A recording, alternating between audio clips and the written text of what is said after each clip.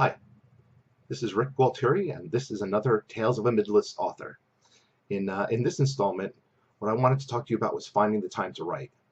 Now, if you've ever seen the news, been online, which I imagine most of you have, you've heard of the 1%. Well, with regards to writing, it's more like the 0.1%. And by that I mean the number of writers who are able to do this full time, make enough money to survive without necessarily having another source of income. There's not a lot out there. It's a growing number ever since self-publishing started, but it's still an overall very small percentage. What you're going to find instead is the vast majority of writers either have a full-time job, a part-time job, maybe they freelance on the side, or maybe they have a spouse whose income they can rely on, in which case they probably still have to spend a lot of time taking care of household tasks and such. So one of the questions that new writers ask is, well, how am I supposed to find the time to do any of that?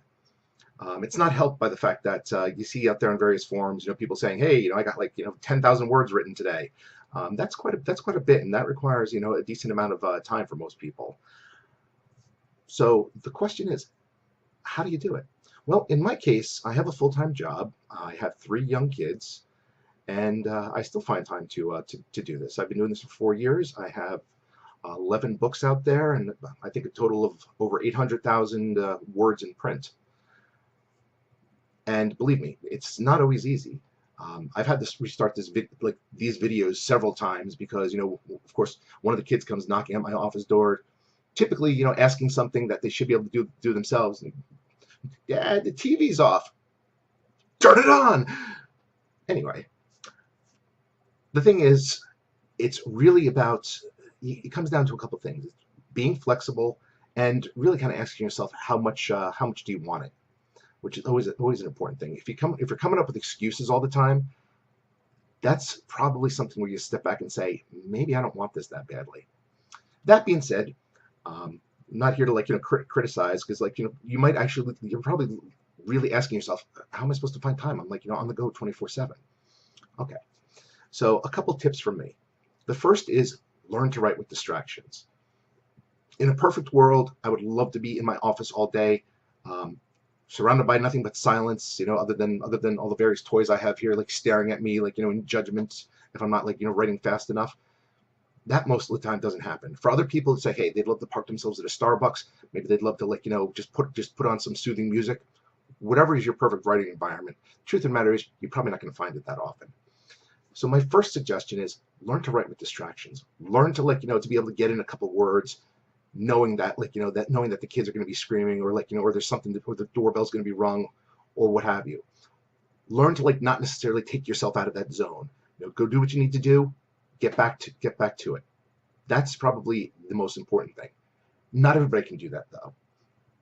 So what I would instead recommend, or in addition to that, is take a look at what you're doing right now. Take a look at anything that you're doing that's just downtime. Now, some of you might say, well, I don't have much downtime, or I need my downtime. That's fine. You don't have to find a lot of it. So in my case, I watch a lot less TV. I still have a DVR. I'm not really missing any shows, so maybe I'll binge watch on the weekend. But what I do is I watch less TV during the week. Any shows that I'm kind of so on, I've kind of just dropped. And right there, that gives me several hours. Another tip is be flexible in where you write. If you're lucky enough to have multiple machines, for example, I write half the time on my home PC, but I also have an iPad with a Bluetooth keyboard. What I find is very useful is park that iPad right in a central location, like my dining room table. I can pretty much see and hear. That's central to the house. I can almost kind of see and hear what's going on at any given time, which allows me to write, but at the same time not worry if the house is being burnt down in another room, because I can kind of hear what the kids are doing. So that's another tip you can try. I would say probably the most important thing is stop worrying about what other people are doing. Don't worry about those people who are putting out 10,000 words a day. That's great. Not going to happen. I got to be honest. I don't think I've ever hit that number. I think my top output on a wonderful day was maybe 7,000 or 8,000, and after that my brain was fried. The truth of the matter is, any progress is good progress. If you sit down and just get 100 words written, Well, don't beat yourself up over it. You know something? That's 100 words closer to the end than you were yesterday. I would say look for realistic goals. I consider 1,000 words a day to be kind of like a decent minimum goal because that's really about an hour's worth of work. I find I can usually carve out an hour, whether it's in 15-minute intervals or that full hour.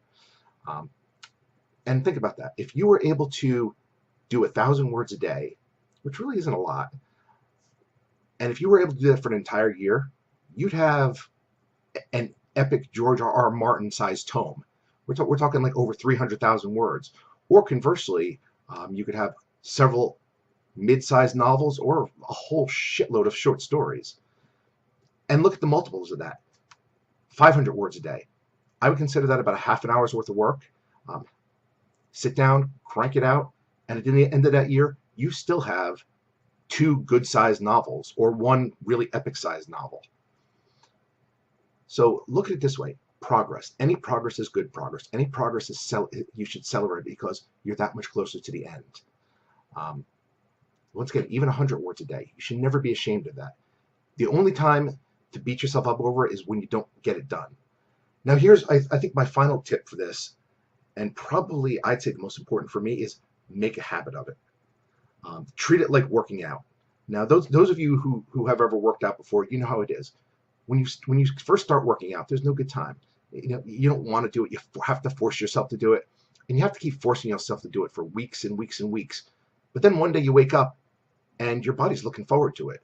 In fact, it kind of like your subconscious beats you up if you don't do it. Then it's become habit. That's what you want your writing to become.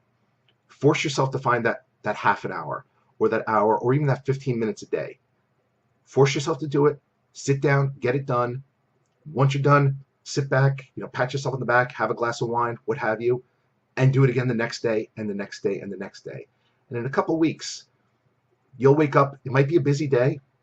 You don't get anything done, and suddenly you're like, holy crap, I didn't get any writing done. I feel horrible. Don't beat yourself up too bad about that. But that's kind of your body's way of saying it's become habit, and it wants you to do it. Well, your mind more than your body, but whatever.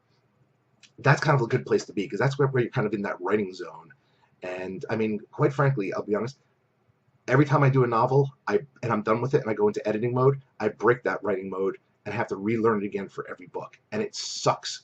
That first 10,000 words for every book is really torturous, but I force myself to get over the hurdle. And once I'm there and I'm in that zone, I'm cranking out 1,000, 2,000, sometimes 4,000 words a day until it is done. And then just do it again and again. There's other tips and tricks, but once again, it comes down to how badly do you want it, and where can you carve out a little bit of time that otherwise is really just that like fluff time, that waste. And that's pretty much it. I mean, if you can do that, get yourself into it for a couple of weeks, you'll find that you are producing, and that is a very good step towards having a finished product. So once again, this is Rick Gualtieri, and this is Tales from a Midlist Author. And once again, I hope to speak to you again soon.